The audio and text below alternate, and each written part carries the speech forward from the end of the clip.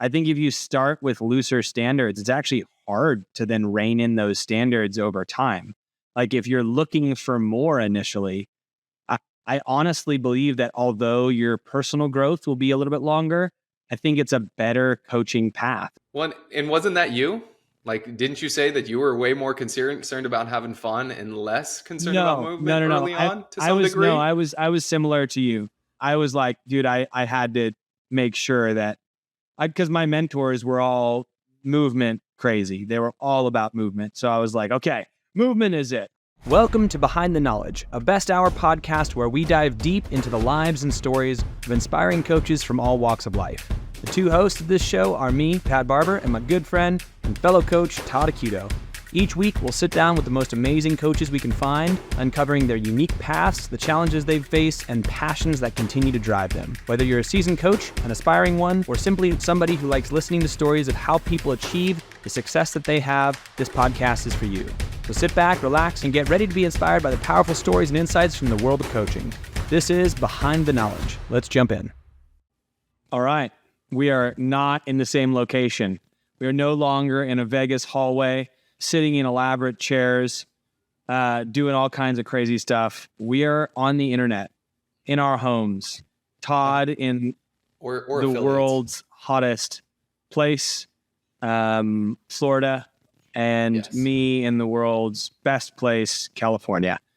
And we are going to We'll leave that there. We'll leave that there. So we're going to continue on, just chatting about kind of like, so where we left it is we each have made it onto staff and what has been the development process from staff to where we're at now. So I'll start with you, Todd. So you made it on staff. What year was that again? 2013, I believe. So you make it on staff. You're green. You're terrible. You're super bad at your job. And then what happens? What's your roadmap been like till now? Super terrible, and then just less super terrible. No, I remember getting asked to join the team, and I was like, cool, this will be great. Maybe once every 2 months, I'll be teaching a seminar, and I'll get a chance to meet some other trainers and learn from them. This will be perfect. And then immediately I started getting asked pretty much every weekend to work, and I couldn't believe it, and I was stoked to do so. And so I think in those early days of me coming on to staff, I was working all kinds of gigs, and there was Army gigs just right up the road at Fort Stewart that I was working. So sometimes it was like 4 or 6 seminars a month, which allowed me to just get a ton of reps. Mostly, like most of what I was doing was teaching the breakout group, especially early on. You're not giving me lectures and doing any of that stuff.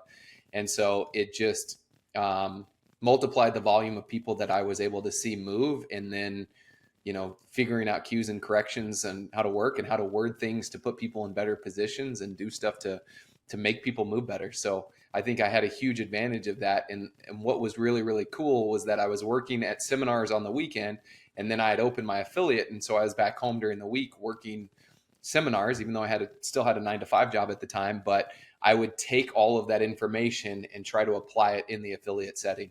So it's like, at level 1s, we're teaching circles and, the 9 movements, 3 in a row in the different breakout groups. Well, it's like, all right, how do I take that to my affiliate and use the same progressions, but put them in the rows and columns in my gym, use that same teaching style and process, and how does that actually work?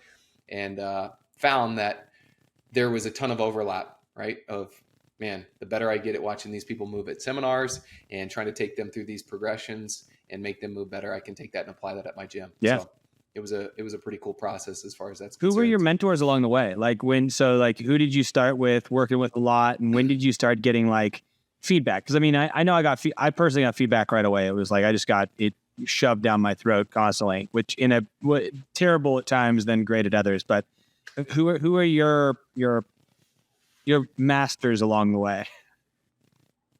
Yeah, I was fortunate of being in the Southeast. I worked a ton with Chuck, Mike G, and Joe Alexander. And so being around those people and the skill sets that each one of them have, that was slightly different, but all, so top notch, to be able to take so much from each one of them was huge. And it was also at a time when seminars were still consistently like 40 and 50 people deep each and every weekend. And we often had 6 sometimes 7 trainers staff. And so as a newer person on staff, I often had the Flowmaster watching my group. And I think primarily I worked a ton with Mike G during this time, and he would watch my groups. And afterwards, give me all the feedback and give me the debriefs and let me know. And I remember when I started that process, I thought our job was to catch everything and make everybody move perfect. And so that was like my intention in the groups. Like I thought that was what I was being evaluated on.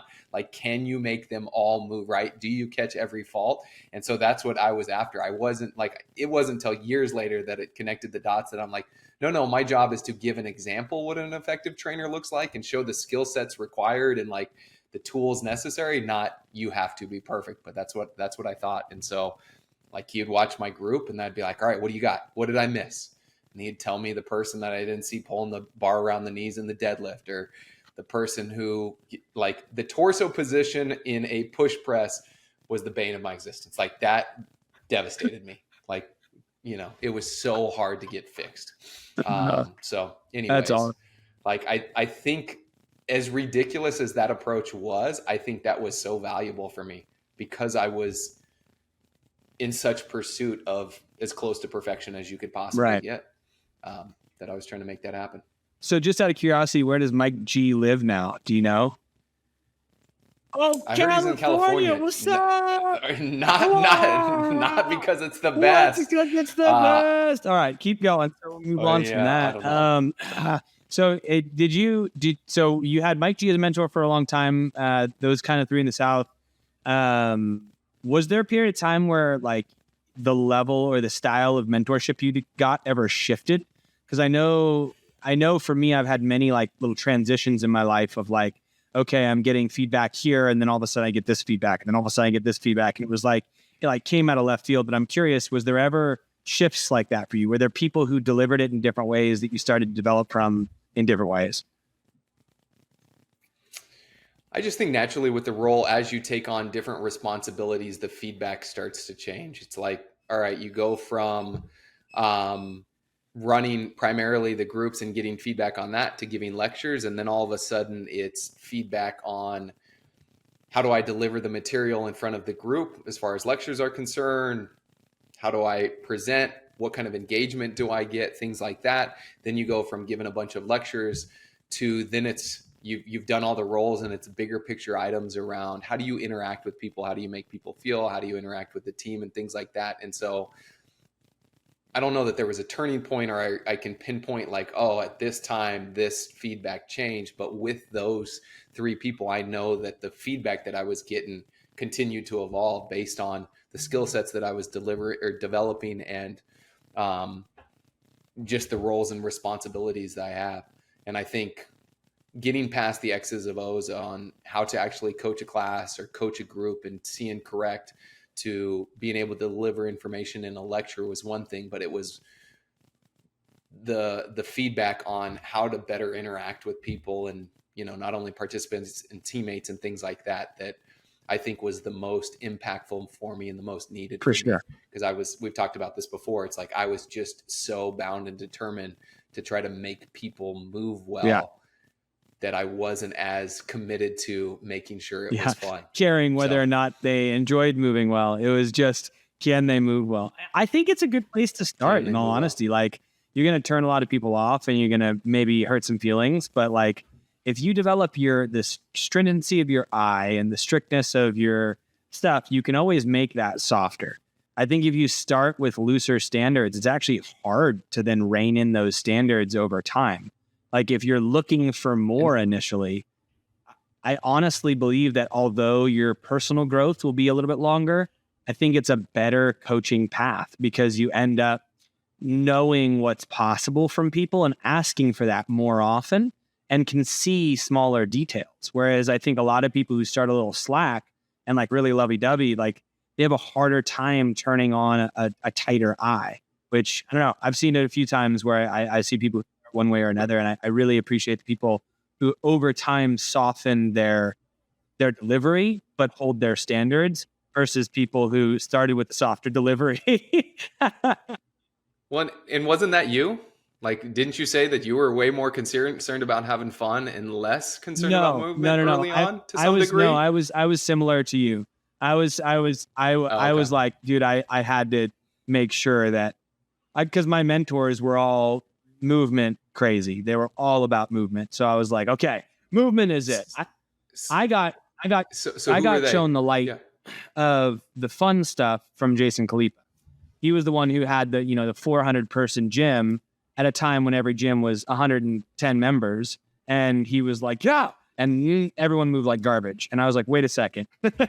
So something is going on here, because if we got 400 people who are attending this, we need to get this many people in our spaces, because like I didn't understand how that was possible. And it was just like the difference between how you said everything and what you were saying. And he was the other end of the extreme, where it was like never gave a crap about movement, but just really cared about having a good time. So there is a happy medium. But Who were those mentors for well, you? so that's the thing, is I've like in my journey, I've had a lot. So like I've had an insane amount of mentors that have been, I started so young, like, yeah, I started when I was 19, essentially, when I was doing this stuff.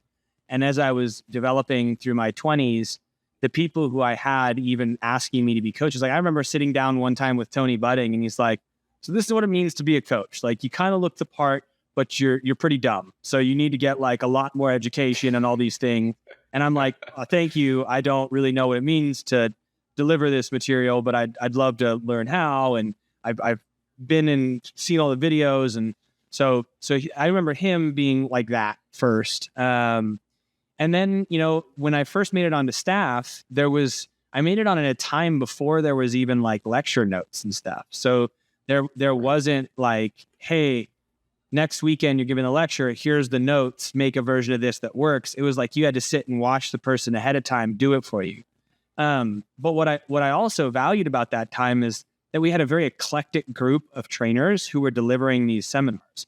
So you had Nicole Carroll delivering the seminar, but you also had Freddie Camacho delivering the seminar.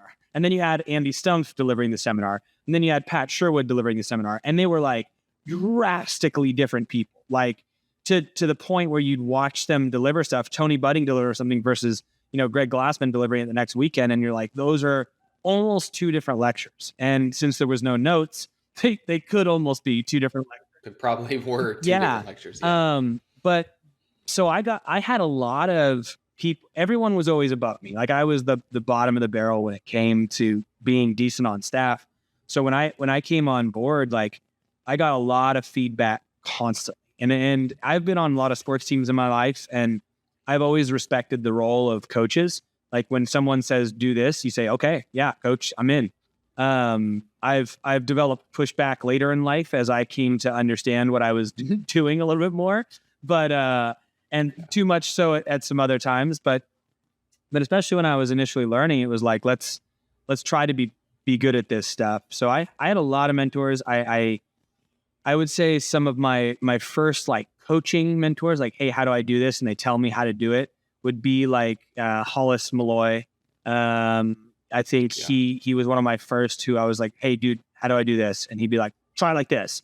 And we were like peers, essentially. Like neither of us had power over each other. Like, but I had him coach me for my athletics. So I was like, I'm willing to listen to you for the other stuff. But what I also had with him, which was great, was like an open enough relationship to where I could be like, this is stupid. And he'd be like, this is why it's not. And we'd fight about it. And and it was kind of like that stones rubbing up against each other and slowly polishing our own ability, because we were never afraid to like challenge what was going on there. And I think that in the original days of Seminar Staff, that was very much the case because we were all trying to like be decent. I was like a tier below, but all of the others, they were like tumbling against each other and slowly refining the lectures, and slowly there was not nearly the same, hierarchy. There was a lot of respect, but there was still like people coming in and being like, what about this? How about this progression? What do we shuffle this over here? What do we move this? So they were still figuring it out, and there was a lot of openness with that. Whereas I feel like these days there's not as much. And since everything started on the West Coast and it moved to the East Coast, I feel like the East Coast had a little bit more like they were removed enough from what was happening over here to kind of develop their own thing, but they got enough of like the basics to where like there was a bit of a standard as it moved through. And the tone was really set by guys like Chuck and Mike and Joe.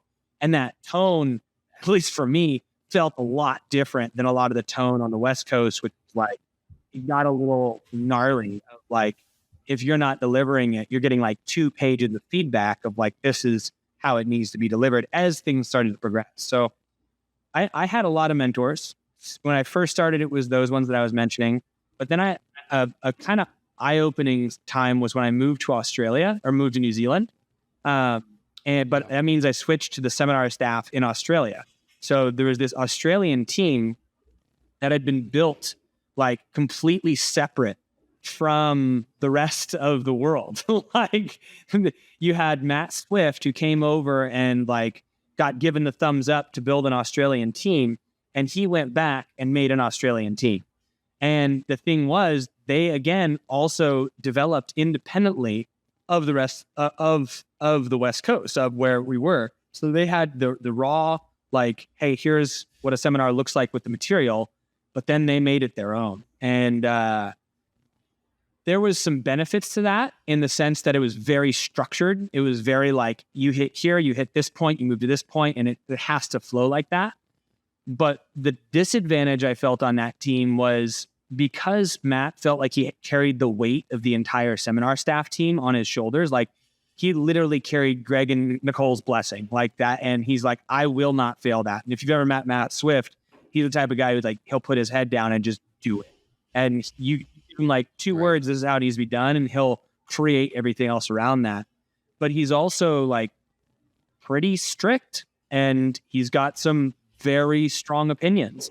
And if you vary outside those opinions, he's going to tell you why you're very wrong.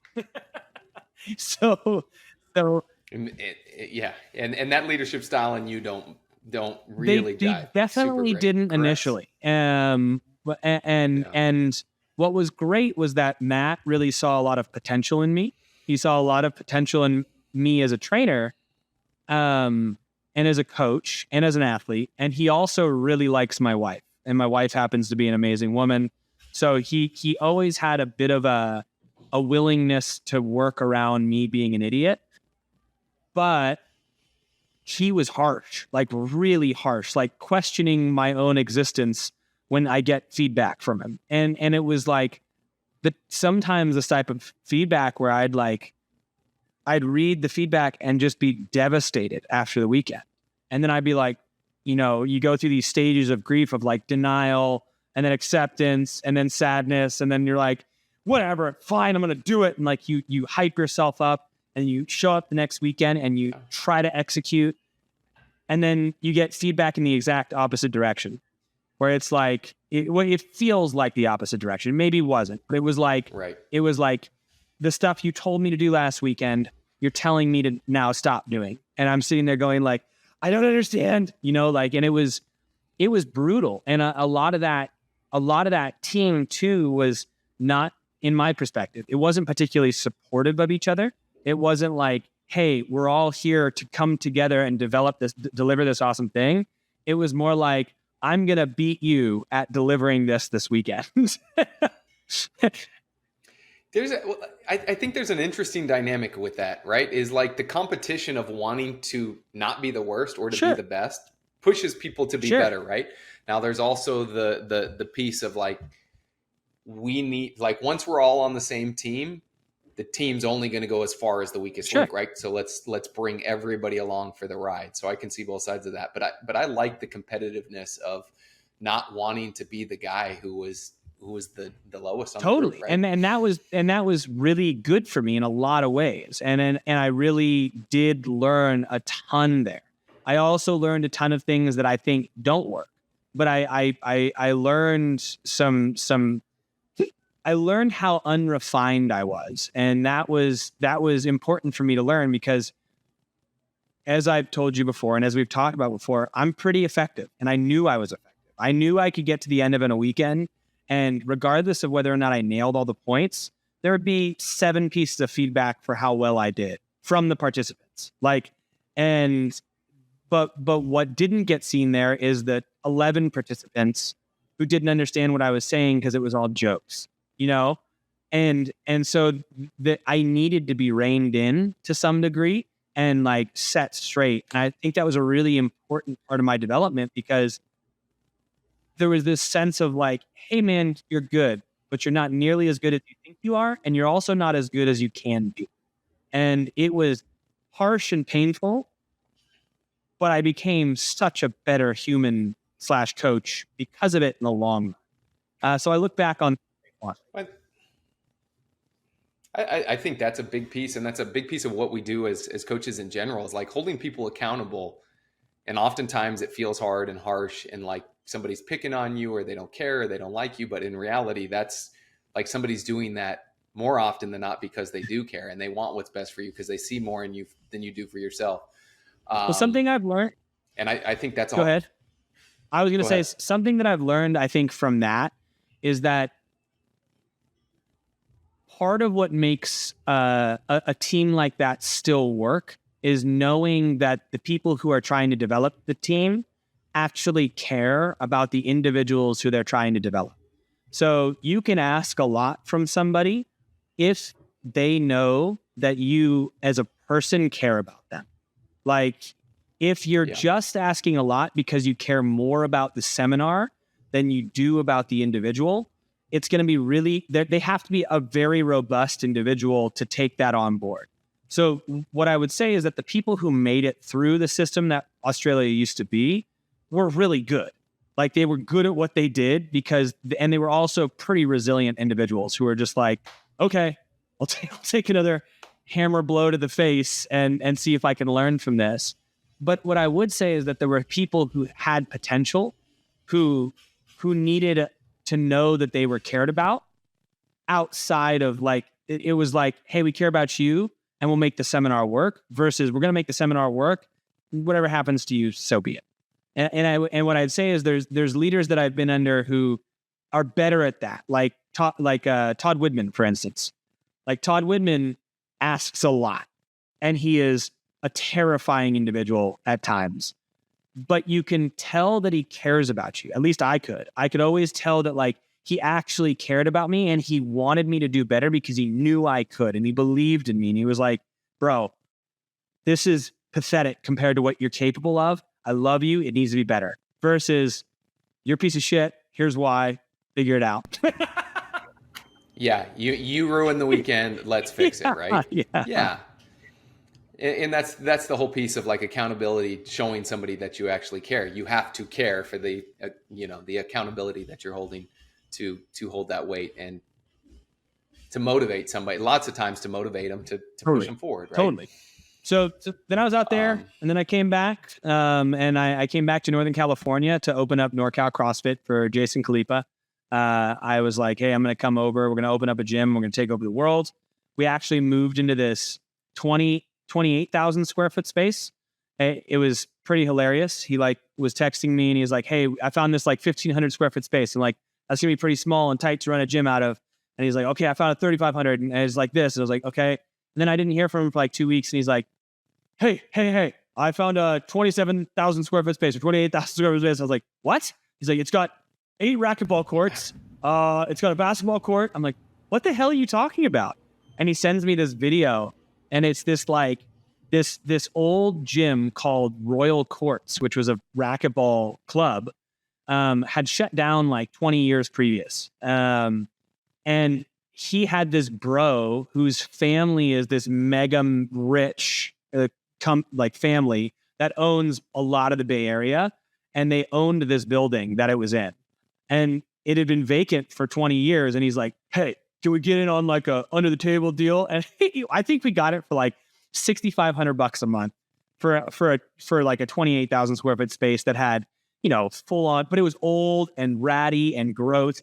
That's what I was going to say is how gnarly was that being empty? There was a gym that we looked at, an old gym that we had looked at that was something not anywhere near that big, maybe 10,000 or 12,000 square foot, but it was so gnarly inside. I was like, the amount of work to bring this back up just because it had been vacant for 10 years or whatever. I It was was like, this, I don't know that I've it got was this in me. gnarly. I mean, we spent a lot of our life making that thing better, day by day by day by day. It was pretty awesome.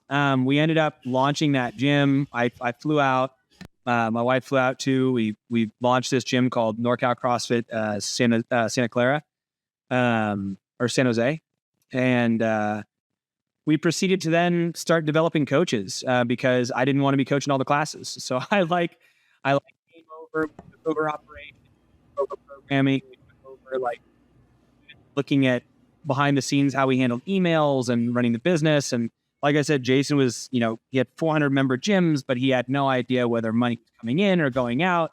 He didn't know have any tracking. He barely had waivers. He programmed the night before. There was like all kinds of shit that we were like, you know what? We're gonna make this a little better. What? Yeah. What and how, with that, how much coaching were you doing originally? Because you made mention that you started developing every day, coaching. All day. Coaches. I would open, I would close. My wife and I were the only two coaches. We opened with a full schedule of classes: 6, 7, 8, 9, 12. I think 3, 4, 5, 6. So we were coaching every day, all day. I lived an hour away. So we would sometimes sleep at the gym because we had this like upstairs area. If it got too late, we were clopening. Like it was nonstop for a couple years.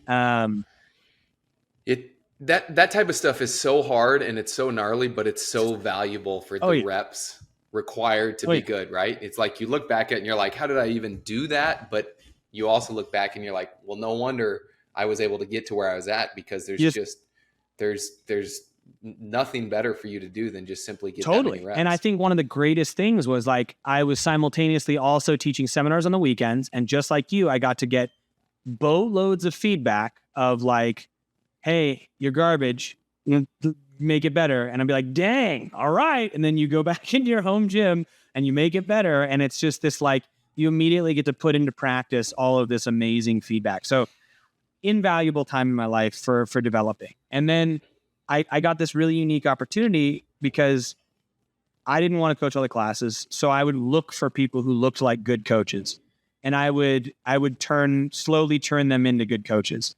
And that process looked like giving them opportunities. It looked like running drills with them. It looked like showing them how to do on-ramp stuff. It looked like just basically getting them reps in seeing and then being more intentional, teaching warm-ups, doing things like that.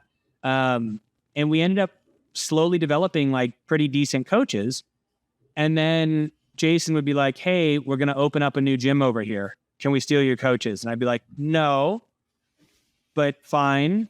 And so you'd steal my coaches and they'd open up a new gym. And we do that over and over again. And it turned out like we ended up opening up a total of like 22 gyms, corporate locations as well as normal locations. So we essentially trained all of the coaches or hired all the coaches for all those gyms. And same deal there. Like the volume of reps of not only coaching yourself, but developing coaches and seeing what works and what doesn't work. Same deal. It's like, man, that's tough to go through to develop people and see them go. But then to have the process in place and be like, all right, I know the characteristics I'm looking for. I know what I'm going to do, how long it's roughly going to take to create that next person. And it was like, it was unintentional at first. It was just like, we're just like, okay, we're just trying to survive. You look like you'd be pretty good. Let's do this. And then it became more intentional. We were like, okay, well, how can we do it smarter? How can we get a group of 10? Hey, you 10 look like you'd be good. Come on over. Let's try this program. I'm curious to know, what was you look like you'd be good? Can you say any of those characteristics? For sure. I mean, like, what is it about somebody that you go, I think you'd be good? I mean, we for sure looked for people who moved well. And then also were just like ambassadors of the community. And you've heard it more and more, like people who just like want to be at the gym and they're magnanimous people and they just like are bubbly individuals. We also looked at people who had sports and education backgrounds. There's people who were PE teachers. There's people who were teachers by trade. So they were already naturally gifted, or they'd already worked at a capacity to deliver information in a way it could be understood. So we looked for people who were kind of predisposed to learning the movements of CrossFit. And then part of that was they already understood roughly how to run classes because they were getting classes from us every day. Like They were getting the exact experience that we want them to eventually be able to deliver. They were getting from us, and we were good at our jobs. So they knew what it should feel like. They knew how far away they were to some degree. So it wasn't that hard to really train them. It was just like, hey, you see what we do? Do that. And then you'd refine little pieces of it. That's a point I think we keep coming back to, of the example that coaches have, like a potential coach has, is what gives them context of what they think the coach is. And the higher level of that example is, the easier it is to bring people along and get them up to speed coaching wise, as far as I'm concerned. It's like, if they believe a coach, is timely, writes lesson plans, has a teaching process that layers in points of performance or uses progressions, scales specifically for each individual, all of that kind of stuff, then they're like, well, this is what coaching looks like. And so when that conversation's had around, hey, would you like to coach? And they say yes, you already know what they're agreeing to, of preparing themselves to do something like that. And I think that's why the knowledge has been so valuable for a lot of people, is we're putting content out there that shows good coaches actually coaching. And I just think those of us that were fortunate enough to have mentors and see high-level coaches at the affiliates that we are going to, and know what we need to, what it should look like and what we want to strive for, is huge. And a lot of people don't have that option or that opportunity. And so being able to give them that through the knowledge, I think has been really, really I mean, cool. it's one of the main reasons we started it. So we could give examples for like, hey, this is when you show up at the level 2, we don't want you showing up at level 2 being like, whoa, this is all new. Like we want you to show up to level 2 and people be like, oh, you've done this before. You're doing a good job. Like, and there was just a big gap in the community, which is why we found ourselves doing what we do. Anyway. Go ahead. Speaking of the level 2, I'd be curious to know, did anything change with your coaching once you were in that environment and started teaching level 2s? Did anything change with my like daily coaching, or did anything change with my like developing of people? Yes. Both? Whichever, yes. I don't know. So I actually started coaching level 2s really late in the game, which I found really weird, because I was doing essentially coaching development at NorCal for like 3 years or 4 years. Like that was my full-time job. And I wasn't a level 2 staff member. Like they actually hosted a level 2 gathering at my gym for all the level 2 coaches, and I wasn't invited. And I like show up to work that day, and there's like 30 staff members from the staff who I've all put through their level 1s, getting ready to teach this level 2, and going through this level 2 development process. And I'm like, what the hell? Like, what did I do to not get brought into this group of people from staff, and it was always just like a weird, I mean, I even like did it full time. Like I was uniquely suited to do it well. So I didn't get brought on board to teach level 2s until after that. And then I was like, can I do level 2s? Like, and it was almost a similar time that I became a flow master. It was like, I became a flow master, and then they were like, oh, you can also teach more level 2s. I had taught like 2 in my entire career. And then the next weekend I was flowing 1 and had all the lectures. And I was like, I feel like I got missed. Like there was some like gap in, okay, we've got these level 2s. We're getting these guys to teach them. And somehow you've got Pat over here who's like doing his stuff. And it could have been because I was like a loud, annoying prick. And I just got regulated to like a position within the organization that was like, he does his level 1s, he's going to get good feedback on him, but he's not worth bringing forward. So that was hard. But after I got brought on to teach level 2s, it was very easy for me. It was like I got brought into the position and I was like, this is what I've been doing for 3 years with significantly worse coaches. Let's do this. This is fun, and it had structure to it different than what I did. And I was like, this is super easy. So I would say my own coaching didn't change much from a level 2 perspective from teaching them. My ability to develop did, because I had only a couple days with the people. So I would have to find what's the most poignant thing I can say to them that gets them to walk away and go, okay, here's this one tip for that they can go focus on. And I would say that that's what really changed when I started teaching more level 2s. How about you? I thought it was huge.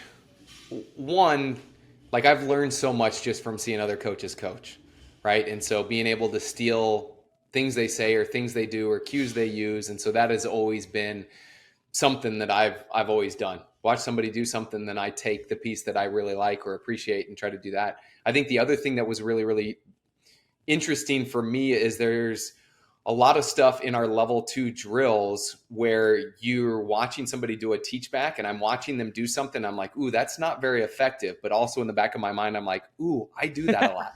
I talk while I'm demoing this thing, or I'm doing that. And so it's like, then it's twofold. I'm like, number one, I'm like, holy crap, I probably look the same way when I'm doing that. I sure as hell better not. And then secondly, it's, hey, if I'm going to be teaching this thing, I better be delivering the content and living by example and coaching the way that we're telling everybody else to coach. So it just continued to reinforce that I'm like, I'm going to teach it and coach it and do exactly what we say at this level 1 and this level 2 course.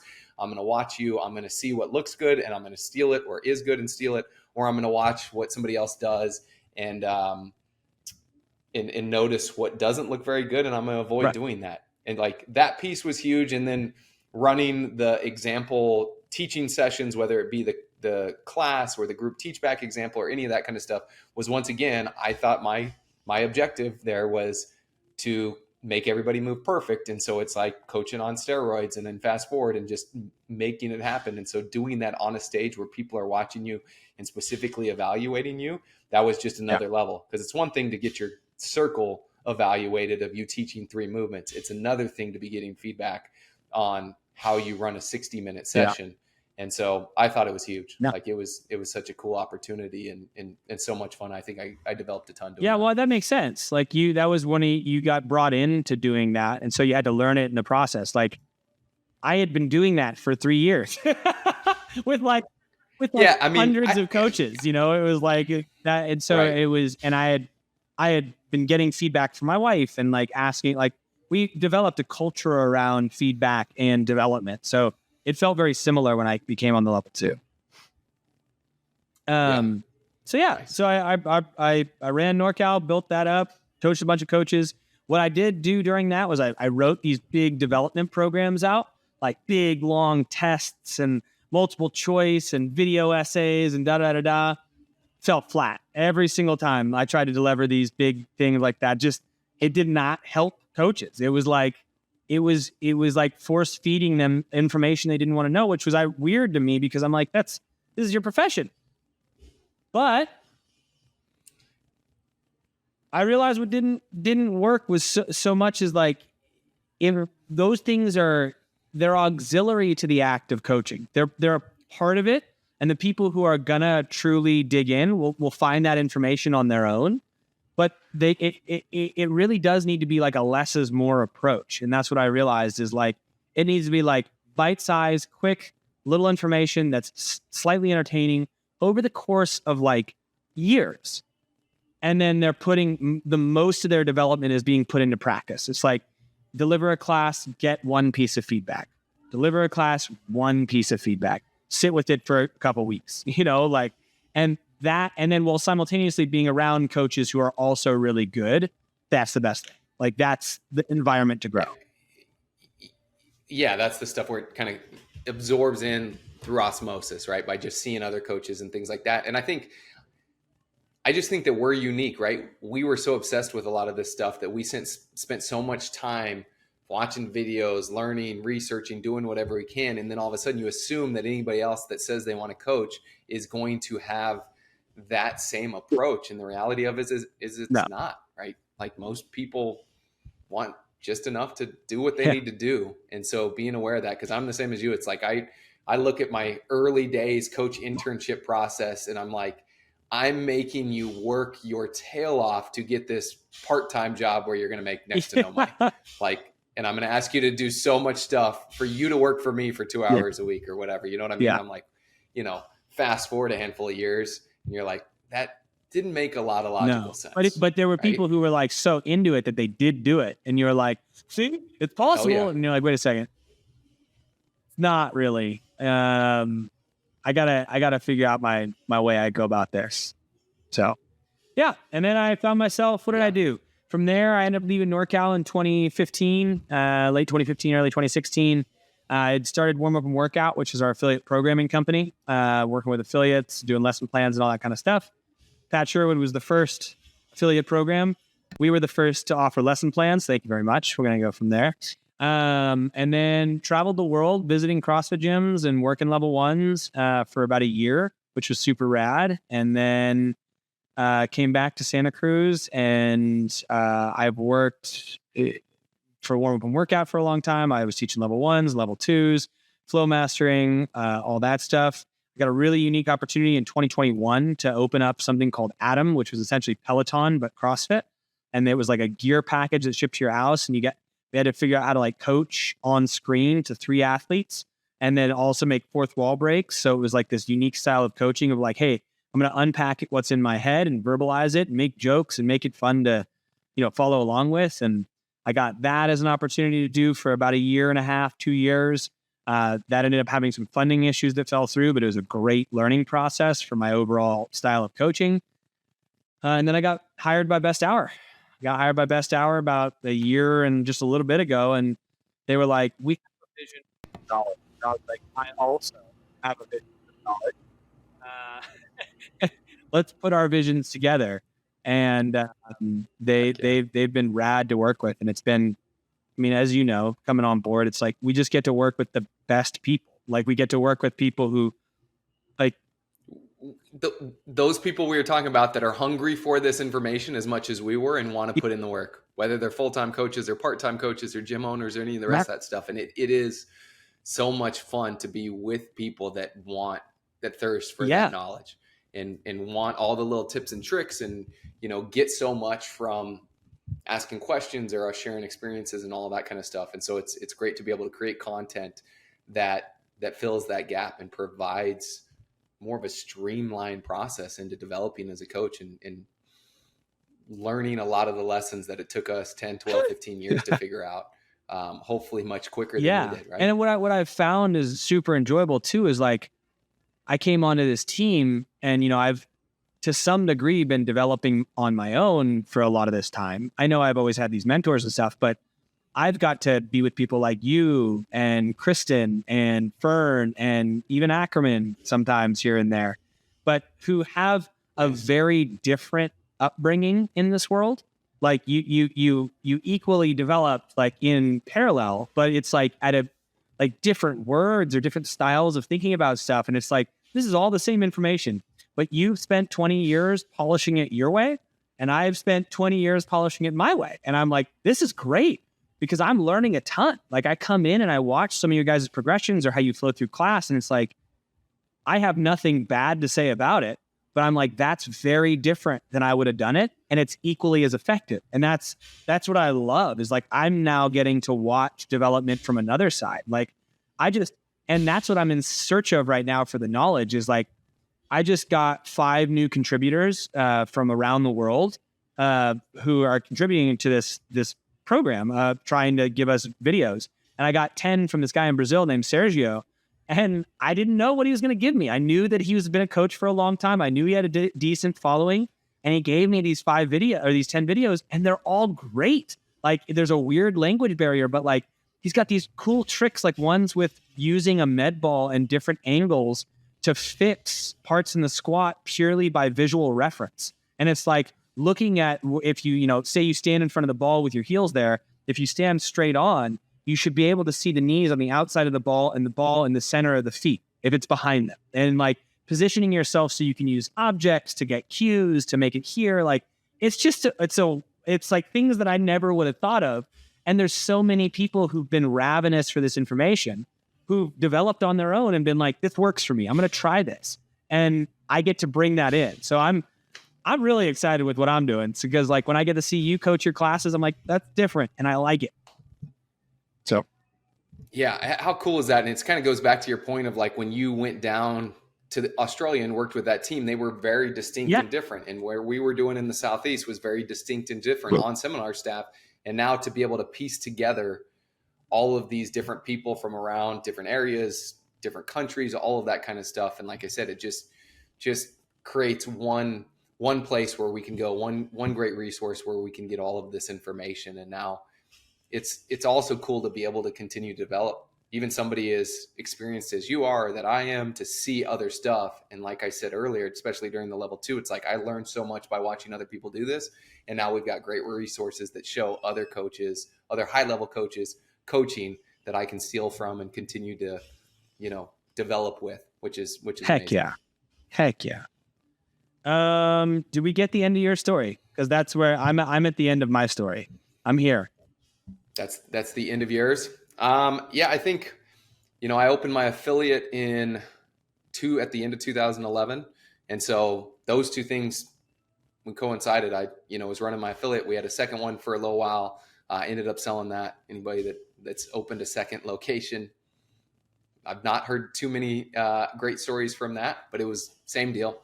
It was a cool learning experience, continuing to teach seminars. I've done a lot of things with HQ, from writing articles for the journal, creating their social media content, creating online courses, writing questions for all of the different tests, level 1, level 2, level 3, all that kind of stuff. So same deal, just more of the same in different areas where I've been able to learn more and then bring it back and use my affiliate essentially as my lab to continue to workshop things and continue to hone my skills. Hell yeah. So all of that has been Hell yeah. well. And then you came on board with Best Hour. Yeah, I did about a year ago. I was with Jay and Fern early on, running some of the podcasts they did before they had a business, and it was just a podcast. And I always joke that like they were so all over the place that we couldn't schedule a time that we'd all show up on the call at the same time. And I got so fed up with them of them blowing me off or whatever, that I let them go and do their thing. And then when I got brought back into the mix and met Marcus and saw that there was actually a business and how organized it was, I was like, there's no way this was the same thing. And those are the same two guys. No, not at all. Originally. Marcus was such a linchpin. Not even close. It was right? like the whole thing. That was my same thing. experience too. Like I had reached out to him and was like, hey, what are you guys even doing? And they're like, oh, we got this podcast. And like, nothing. It was wild. And it was like the Wild West. And then I saw them keep doing the podcast. I'm like, yeah, podcast will die. They're just talking about business stuff. I don't know what it is. And then it just kept going. And like years later, I'm like, what are you doing still? Like, are you still just doing this podcast? Like, nope, it's a business. And I'm like, really? What, you two? Like, what's going on? And they were like, meet Marcus. And I was like, oh, okay. I get it. Now I see it. Now I see how this all worked together. But just as much as they've developed through the process of this stuff, I'm so impressed by both of them, which has been awesome. But yeah, I got brought on the coaches development team under Affiliate University last year, but quickly started working with you in the knowledge and pretty much work on creating content for both sides of the business, the coaches development under Affiliate University, and then creating the content for the knowledge and trying to not only, the Knowledge Pro, and then also videos and content for the knowledge itself. So excited with what we've done so far, but more so for what we will do and where this thing is going. Friggin' yeah. I think that's good, man. I think people know us. I think they know us, and we can start to interview more people. So for those of you who are listening, we've got a bunch of people either lined up or already filmed, programmers, coaches, all kinds of people who are just telling their story of how they got to where they are as coaches. It's going to be a fun, darn experience. And the more people we get on here, so if you know of a great coach, even locally, somebody who you're like, this guy is rad and he's got a great story, let us know. Like, we'd love to bring people on. We'd love to hear how they got to where they're at, what they believe is the best way to do things. Like, we're pretty open-minded when it comes to everything. And yeah, that's what you're going to hear from Behind the Knowledge here. Other than that, Todd, do you have anything? That's it, man. Excited to put this stuff out there. Excited to be working with hopefully lots of you guys in the Knowledge and the Knowledge Pro. So if you haven't checked that out, make sure that you guys do so. Hell yeah. All right, team.